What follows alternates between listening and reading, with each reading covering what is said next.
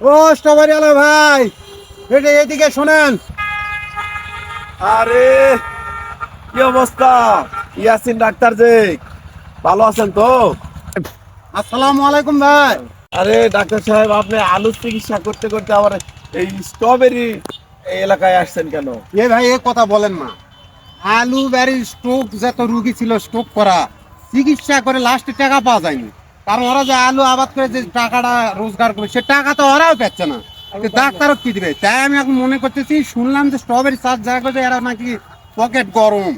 তাই আমি মনে করছি যে ওই এলাকায় যাই চিকিৎসা করলে তার টাকাটা নগদা নগদি পাওয়া যাবে। ওই আচ্ছা, ব্যাকি আচ্ছা। চিকিৎসা আর করা যাবে না ভাই। ও আচ্ছা, ঠিক আছে ডাক্তার সাহেব, আপনি আসছেন, সমস্যা নাই, আমরা ভালো আছি।